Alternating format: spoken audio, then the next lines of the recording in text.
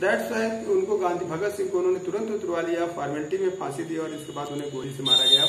ये भी एक ह्यूमैनिटी को मतलब इंसल्ट करने वाला एक डिसीजन था ब्रिटिश गवर्नमेंट का। तीसरी चीज बच्चों, डेड बॉडी को भगत सिंह के फैमिली को नहीं दी गई और ऐसा कहा जाता है, अगर मूवी में भी दिखाया गया है कि उनको बेटा ले जाकर के उनकी डेड बॉडी को सतलज नदी के किनारे खुद से जला देते हैं और उनके परिवार फैमिली को डेड बॉडी भी नहीं दी जाती है। तो इस तरीके से भगत सिंह को बेटा एक बहुत इलीगल तरीके से फांसी दी गई, तो बहुत गलत तरीके से फांसी दी गई।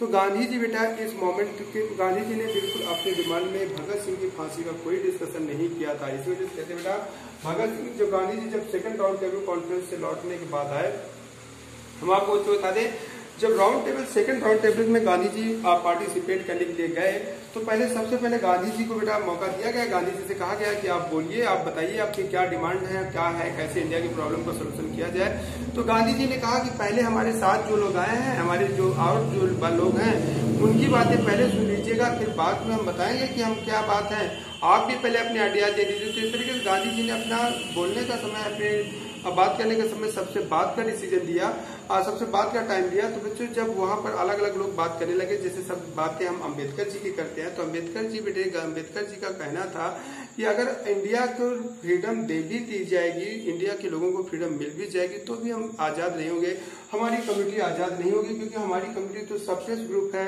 एसटी ग्रुप है, एससी ग्रुप है। अगर हम लोगों को आजादी मिल भी जाएगी तो हम लोग इंडिया के हायर कास्ट के कंट्रोल में हो जाएंगे और वो हमको अपने कंट्रोल में रख करके हमारे साथ हमारा एक्सप्लॉयटेशन करते रहेंगे। इस वजह से रियल मीनिंग में तो हमें आजादी वैसे भी नहीं मिलेगी। तो इस वजह से उन्होंने वहीं पर बच्चों सेपरेट इलेक्टोरल पावर की डिमांड कर डाली, जो कि 1999 के थ्रू पाकिस्तान के जो 1999 के थ्रू मुस्लिम कम्युनिटी को दिया गया था। और इस वजह से कहा जाता है कि पाकिस्तान के 20 तो 1999 के जिसे मॉरलेमेंटो एक्ट कहा जाता है, उसी में वो दिए गए थे। पेड़ तो बाद में बन करके तैयार हुआ। इट बीइंग सेड, तो बच्चों उस तरीके की सेपरेट इलेक्टोरल पावर की डिमांड बच्चों B.R. अम्बेडकर ने किसमें कर दिया, सेकेंड राउंड टेबल में कर दिया। अम्बेडकर ने बच्चों सेकेंड राउंड टेबल कॉन्फ्रेंस में ही क्या कर दिया, demand of the separate electoral powers. तो गांधी जी बेटे उसमें गुस्सा में आ गए।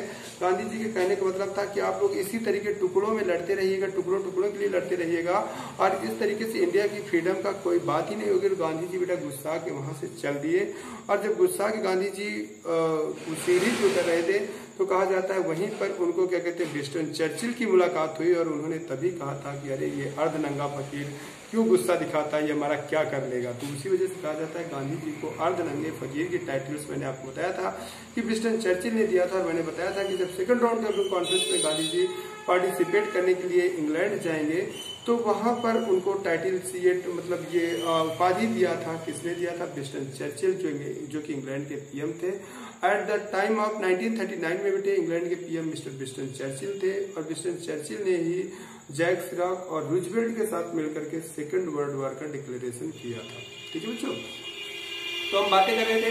तो इस तरीके से सेकंड राउंड टेबल कॉन्फ्रेंस में गांधी जी जब लौट करके आए बेटा सेकंड राउंड टेबल कॉन्फ्रेंस में इम्पोर्टेंस तो खूब हुई, क्योंकि बड़े बड़े गांधी जैसे बड़े लीडर्स मौलाना आजाद एंड बहुत खुद अम्बेडकर जी और जवाहरलाल नेहरू, काफी लोगों ने जाकर के पार्टिसिपेट किया था। कांग्रेस के बहुत एक टीम ने जाकर के पार्टिसिपेट किया था। इस वजह से इम्पोर्टेंस तो इसका बहुत कुछ था, लेकिन बच्चों हासिल इसमें कुछ नहीं हुआ। और कहा जाता है गांधी जी या अदर लीडर्स को खाली हाथ ही इंग्लैंड से लौटना पड़ा। और जैसे गांधी जी लौट करके आए बेटे वैसे ही लॉर्ड इरविन का यहाँ से ट्रांसफर हो गया और लॉर्ड इरविन की जगह पर बेटे लॉर्ड लिथिंगटन को बच्चों इंडिया का गवर्नर जनरल बना करके भेजा गया। और उन्होंने आते ही ये डिक्लेयर कर दिया कि गांधी और इरविन के बीच जो भी कांटेक्ट हुए हैं वो सारे कांटेक्ट सस्पेंड किए जाते हैं और उनमें से उनका फुलफिल नहीं किया जाएगा। तो इस तरीके से गांधी जी को दोनों तरफ से हाथ धोना पड़ा बच्चों। एक उनका मूवमेंट भी अनसक्सेस हो गया और उसे कॉल बैक कर लिया गया, और दूसरा बच्चों उन्हें सेकंड राउंड टेबल कॉन्फ्रेंस में कुछ अचीव नहीं हुआ। और वॉट एवर जो भी लॉर्ड इरविन ने कहा था कि हम आपकी डिमांड को फुलफिल करेंगे, वो डिमांड भी फुलफिल नहीं की गई, क्योंकि लॉर्ड लेनिन थियांग्रो या वेलिंगटन लॉर्ड वेलिंगटन जो कि लॉर्ड वेलिंगटन जो बेटे उस समय गवर्नर बन करके आए थे इन प्लेस ऑफ द, मैं बच्चों पहले शायद मैंने कोई दूसरा नाम दे दिया था, आप लोग याद है कि लॉर्ड वेलिंगटन जो कि गवर्नर जनरल बन करके आए थे in place of the Lord Irwin की जगह पर। उन्होंने उनको डिक्लेयर कर दिया कि हम गांधी और इरविन के बीच हुए कॉन्टेक्ट को बिल्कुल एक्सेप्ट नहीं करेंगे, बिल्कुल नहीं मानेंगे। तो इस तरीके से ये रहा इसका रिजल्ट। तो बच्चों, हम सिविल डिसोबीडियंस मूवमेंट के बारे में कल और भी एक्सप्लेन करेंगे कि सिविल डिसोबीडियंस के बारे में स्पेशली हम डिस्कस करेंगे कि सिविल डिसोबीडियंस मूवमेंट के सक्सेस क्या थे, क्या अचीवमेंट थे और क्या इसके ड्रॉबैक थे। इसके बाद फिर हम 1932 में पूना पैक्ट पढ़ेंगे और फिर भारत माता, इंडियन डिजाइन, कलेक्टिव बिलोंगिंग पढ़ने के बाद चैप्टर खत्म करेंगे। हमारा चैप्टर 2-3 लेक्चर के लिए और बचा है। इन 2 और 3 लेक्चर में we will complete to this chapter which is very important, most important chapter of the history. Okay बच्चों, थैंक यू।